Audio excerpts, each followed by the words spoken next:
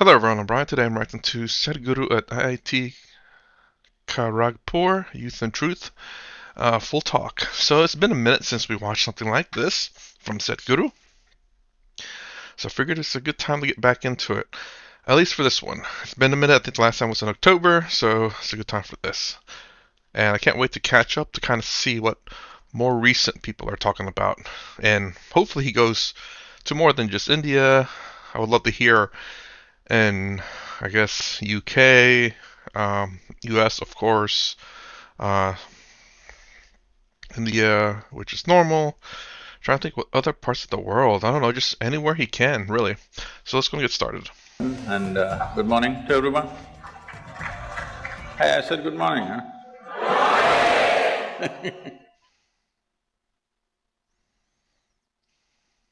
Good morning, everyone. She said good morning. I would like to thank Sounds of Isha for this wonderful and mesmerizing performance. And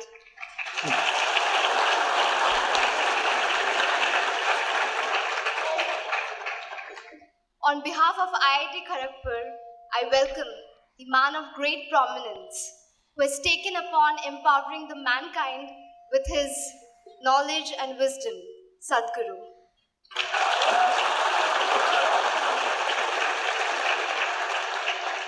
I thank him and his entire team for coming all the way to IIT Kharagpur for having this interaction with us. Thank you, Sadhguru.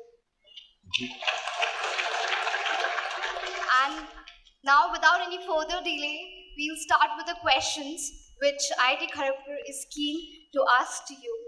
And before that, I give my introduction. Hello, everyone. I'm Shreya Satra, a third-year undergraduate from the Department of Electrical Engineering.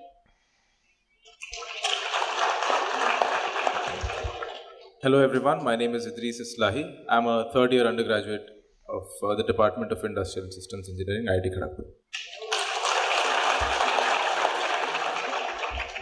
Good afternoon, one and all. My name is Siddharth Menon. I'm a final year undergraduate student of the Department of Architecture and Regional Planning.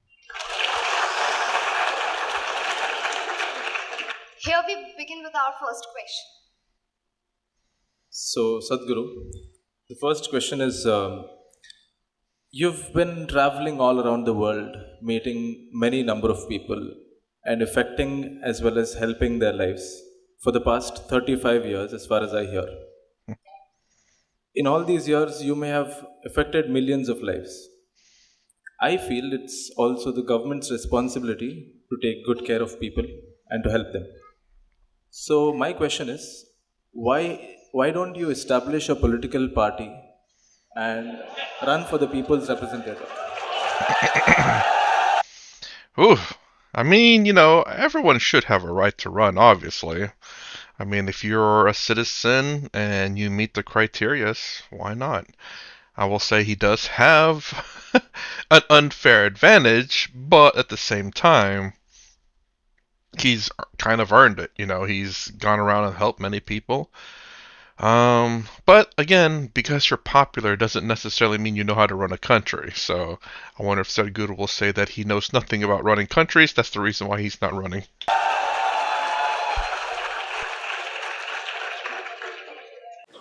Well, we have a very distorted perception of what is politics, unfortunately, largely in the world, particularly in India. If you do something wrong, we say, oh, he's doing politics. See what he's trying to push me into. But the real perspective of this is, politics means it's about policy making. That means you set the direction for the nation as to where the nation should go, what it should achieve, where people should get, essentially directing the ship. I'm wondering if, again, sorry to interrupt real quick, but I don't know if Sadhguru would make a great leader in terms of like politics stuff, but I think he's a great leader in terms of saying helping people. There is a difference there. If you look at A nation is a journey, we are going somewhere, somebody has to captain it. Well, I think it is one of the most significant things that needs to be done in the world in a most responsible and sensitive way. Well, unfortunately, a whole lot of them have not earned this. That today, it's become like this, if you utter the word politics, it looks like we are talking about something dirty. It's almost Yeah. like that. So having said that, you okay? I tell you a joke, it's all right. Are you serious, man? That's why I'm asking you. This happened. Three men who are in their older age who are retired. One was a surgeon, another was a general, another was a politician. They met in the old age home. And they had a golf game, it went all bad. So they thought at least they'll have some good gossip. Bad game, what to do? At least good gossip. So they started this and then they said, the surgeon said, of all the professions, the most important profession is that of a surgeon, because it is only by cutting the Adam's one rib and making woman out of it that this whole world happened. So what can be more significant than that? Surgeon's profession is the most important profession in the world. So the general said, oh, come on, it is clearly said that there was chaos and then order had to be brought in before this rib surgery happened. And who else but a general can bring order? Obviously, we were before you and only because we brought order, you could do this surgery. The politician said, you guys are getting it all wrong, but who created the chaos?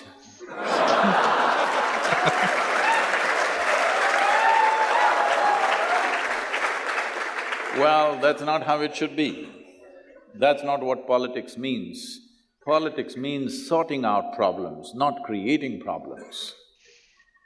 So why should I not start a new party? You didn't tell me to join the existing ones at least, that's a good thing.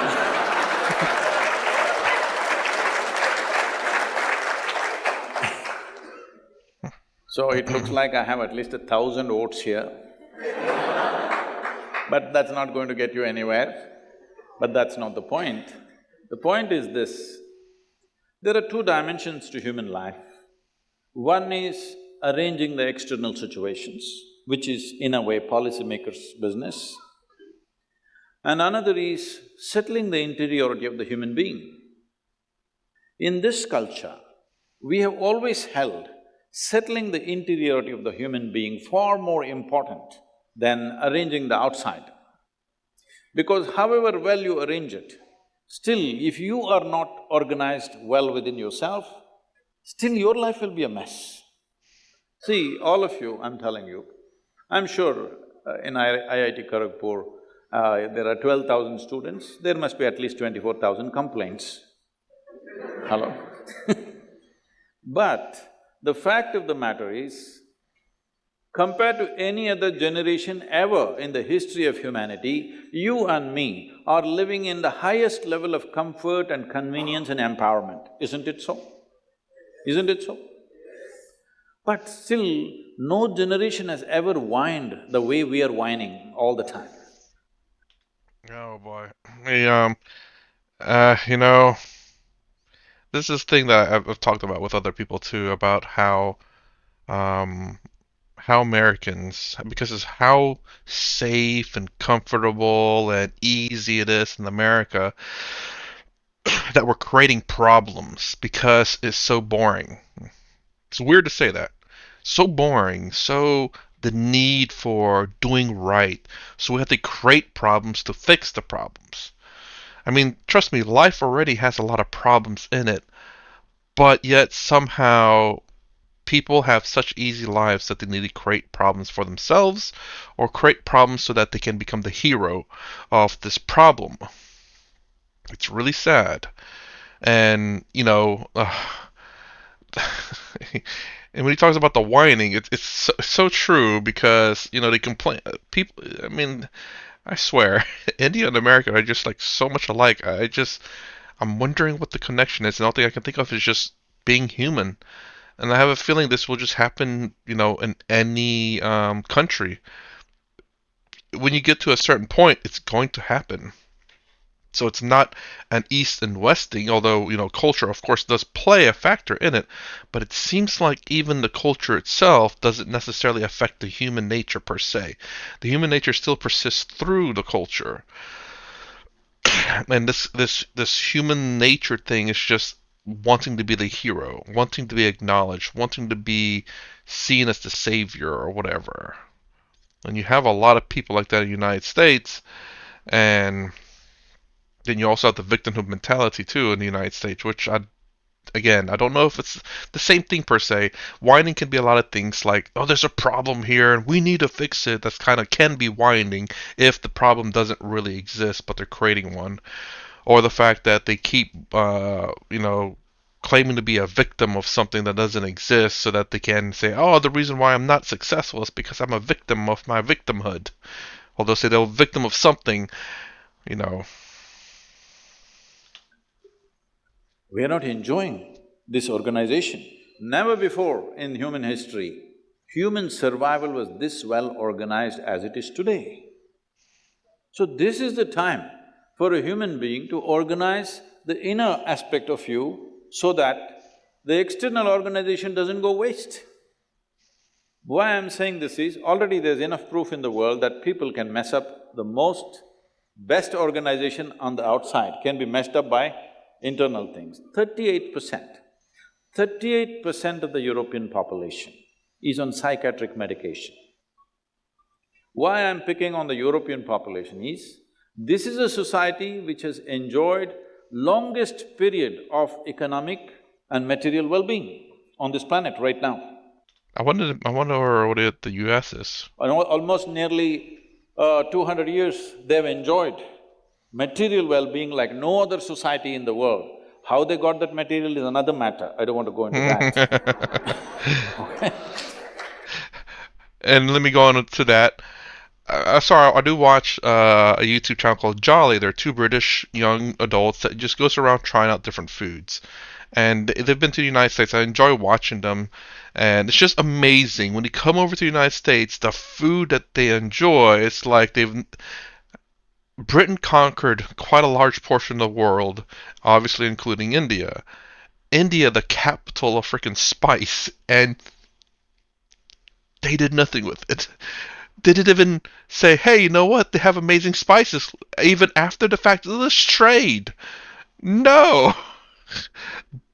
I have no idea what Britain has done when they conquered most of the world, but it's clearly they. I don't know what they did, honestly. But again, India. I think India exports like 80% of the spices of the world, which is pretty crazy, honestly. That's really cool. But still, it's truly amazing when you have British people come to America trying out what's considered pretty relatively normal food, and their minds are blown away. But then again, what do you expect from people who eat toast, beans on toast? I wouldn't mind trying it out. I'll give it a fair shot for sure. But still, you know. Anyways, talk about the material stuff though. But they have enjoyed material well-being for so long, and 38%. If you just withdraw a few medicines from the marketplace, the nation or all those nations can go crazy tomorrow morning. Yes?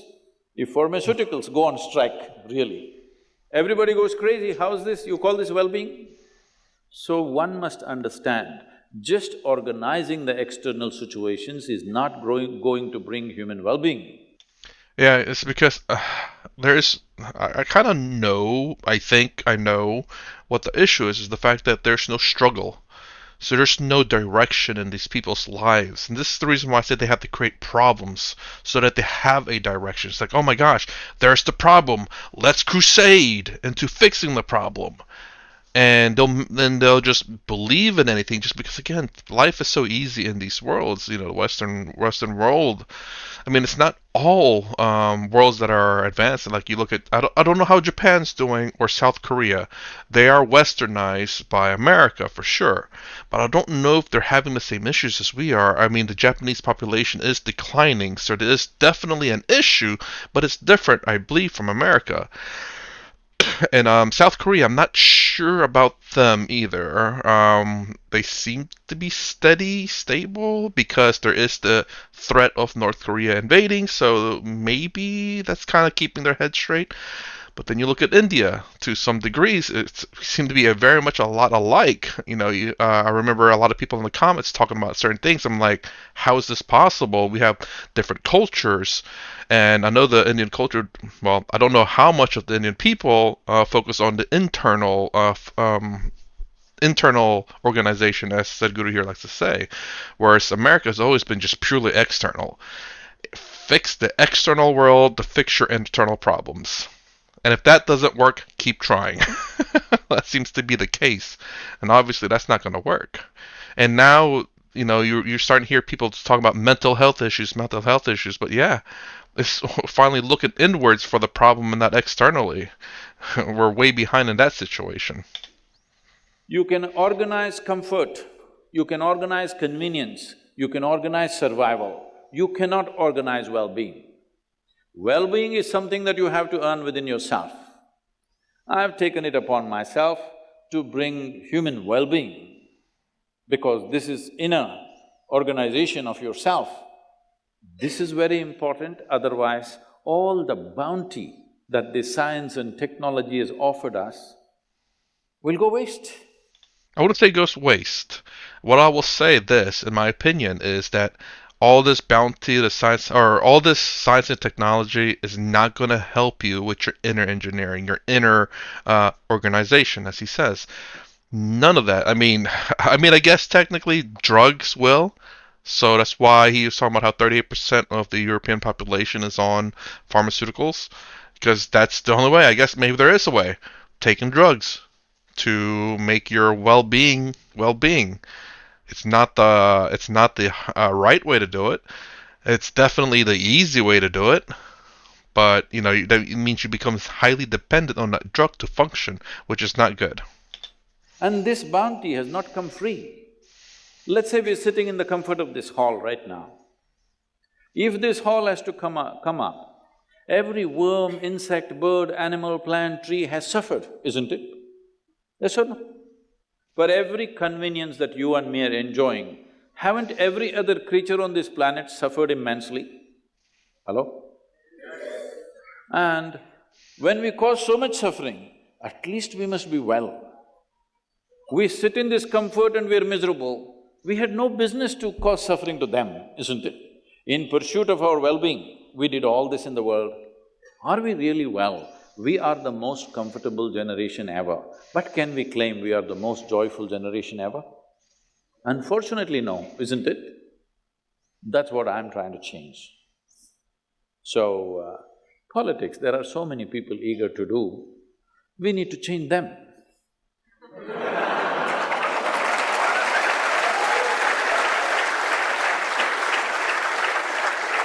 That being in politics is not of personal ambition, but towards nation's well-being. This context we have to change in them. It is not a profession, it is a certain service that you have to render. So if this context changes in their minds and hearts, which we are trying to change, that will be bigger than me starting another party. I'll say this too. Again, like him, Sadhguru, Acharya Prashant, anyone else is going to these schools and talking to these people. Hopefully, someone in these schools that has their mind set the way that Sadhguru Acharya has talked about, how it's about bringing the country together and rising it up and going beyond greed or external things, but uplifting everyone and making sure that we're not just I don't know, spending money unwisely or whatever the case may be. Again, I don't know what's necessarily going on in India. Obviously, we have issues our own in America that's already that takes up a lot of time, and I don't like politics. I enjoy learning about it to a degree, but at the same time, it's exhausting. So whoever takes that up, that mantle, good luck. You're gonna be tired and probably have gray hairs really soon. I remember you see the pictures of the presidents before they got into presidency. I think Obama was one of them. Those he looks very young. All of a sudden, 4 years later, he looks like he's aged 50 years. It's like, good lord, there's a lot of stress involved. I'm sure. I think there are too many parties. Even the EVM machine is complaining because there are not enough slots for all the parties. They're not able to find enough symbols. All kinds of things. Bicycle is okay, it's a common man's vehicle, but anything and anything, there are gas cylinder, there's a broom and there is a whatever, all kinds of things because they're not even able to find symbols. What symbol would you give me? So, he says turban. Then only the Sardarjis will vote for me.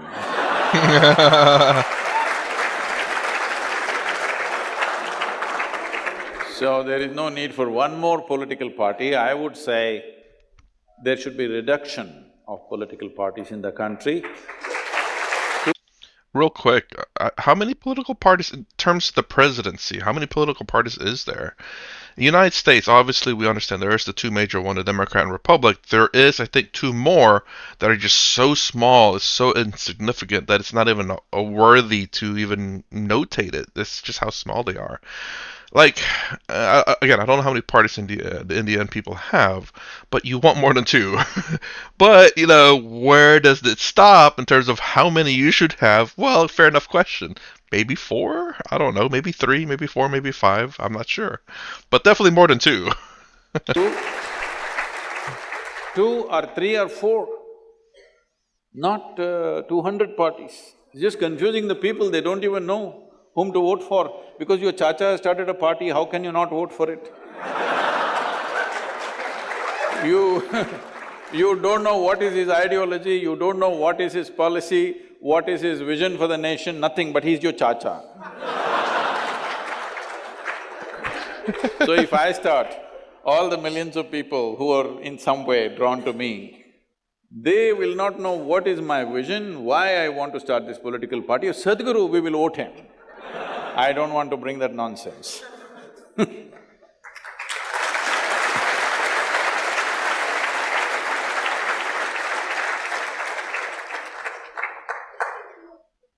Sadhguru, I see myself relentlessly pursuing goals with a kind of a go-getter's attitude at times. And in other times, I am deliberately very patient and I wait for things to unfold in their own unique and beautiful way. I've had the pleasure of What is it, you're talking about your love affair or your profession?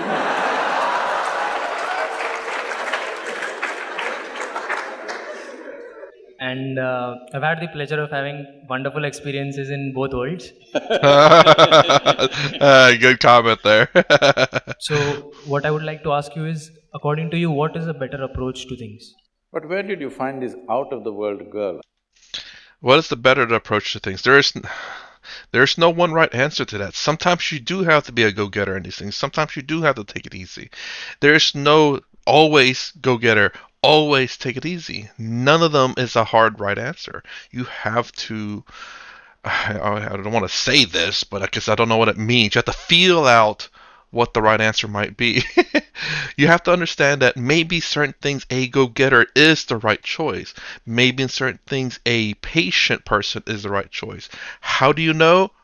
You kind of have to read between the lines, feel it out. It's not I mean, if it's easy, obviously you know what to do, right? Oh, this is a patient one. Let me just be patient.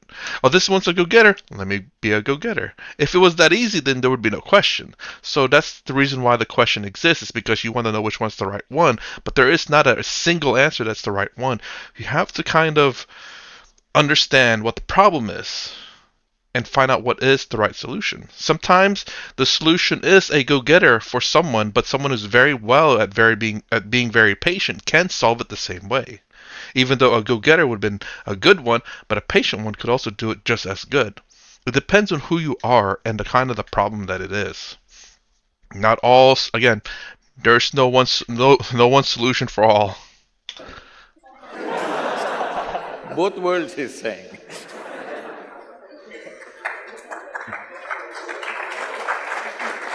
We would like to see the girl if she's here.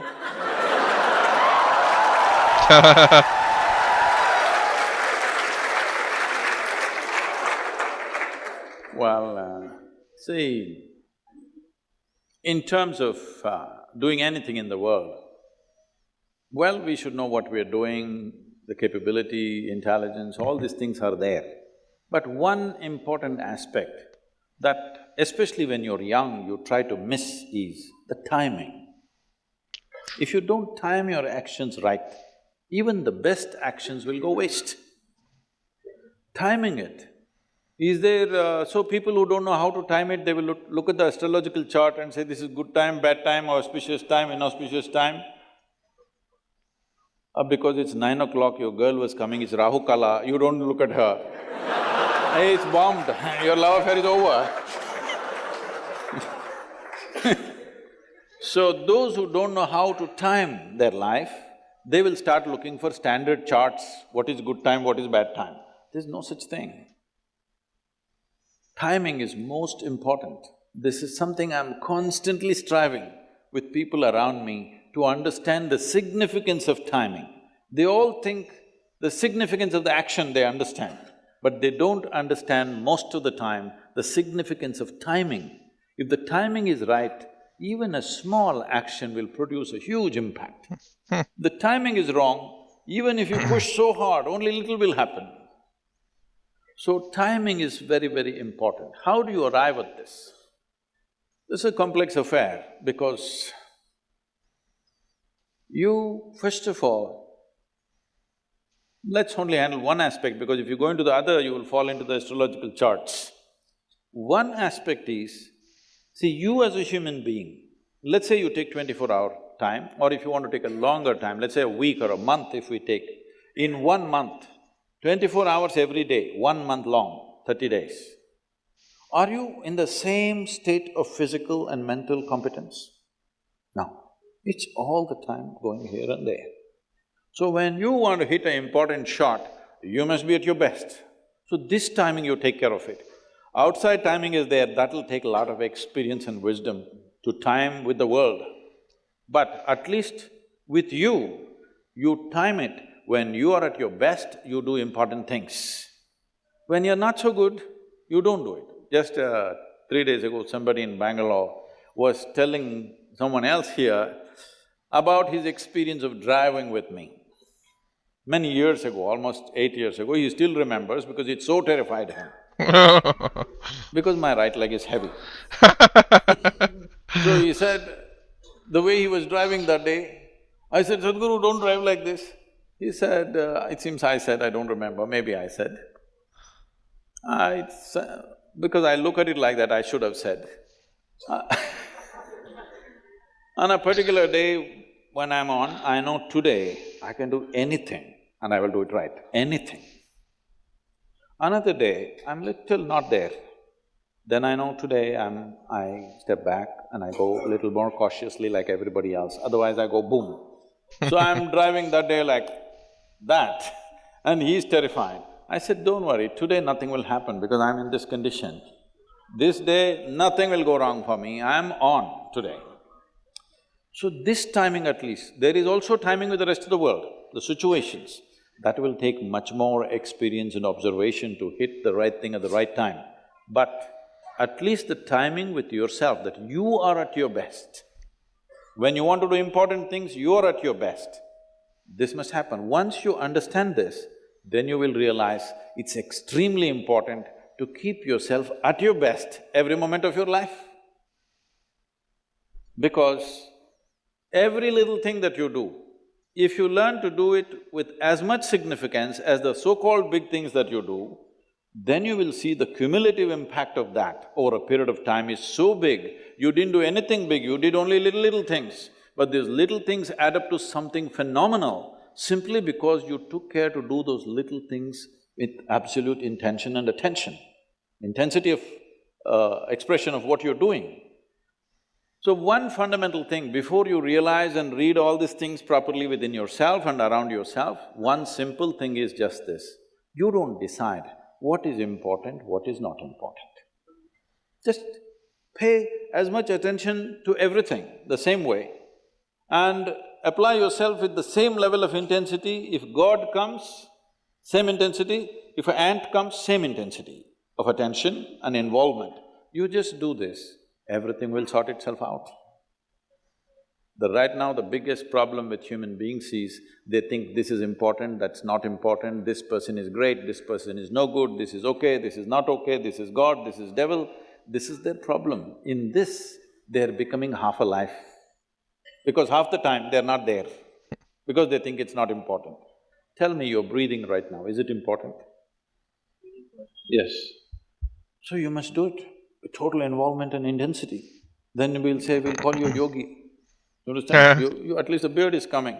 You better learn to breathe properly. No, the beard doesn't just grow on a yogi, it grows on every man. Why they have removed it, you must ask. Nobody knows. So, if it is not important, you must stop it, isn't it? Just do this one thing. There is no such thing as important and not important. Whether you look at your friend or you look at somebody you don't like, you're doing something important or important in socially or not so important socially, as far as you are concerned as a life, every moment of your life is equally important. Everything that you do is important. What is not important, just don't do it. Why are you investing in your life? Why are you investing your life in something that you think is not important? You're doing something silly, let's say. I think it's not important, it doesn't matter. But you think it's important. Only if you think it's important, you must invest your life in it, isn't it? Otherwise, why? If you do this, you'll arrive at the timing, it'll take a little time, but you'll arrive at the timing, and that timing is extremely important, extremely. You watched games, let's say maybe cricket or golf if you watched, always everybody is talking about the timing of hitting the ball. Strength of hitting the ball is not the thing, it's the timing. Somebody hits the same ball with great amount of, wasting energy. Another person just flicks it, it goes to the same place.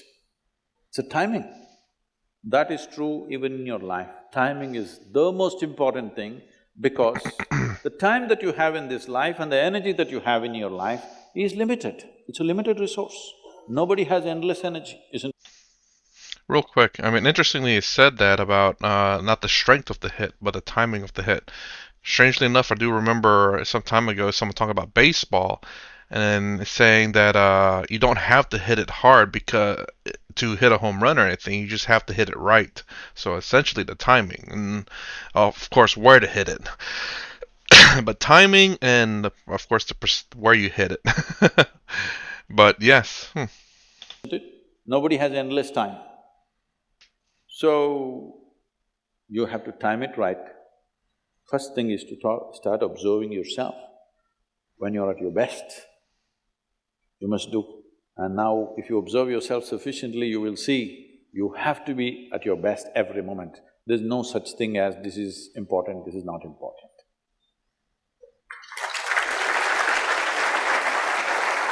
All right, I'm gonna pause it right here. So, yeah, I mean, that's very interesting. Now, I think there's obviously you do have to hit it with some strength. But I think he's just really stressing the timing moment. Obviously, the more important, the better you time it, the better the hit you'll get. Obviously, hitting it very hard and hitting it just the right amount will cause the same effect. It doesn't matter how far you hit it outside the park. I'm talking about baseball here. As long as it goes over the fence, it's a home run either way. So, um, I don't know cricket. I meant to look into that.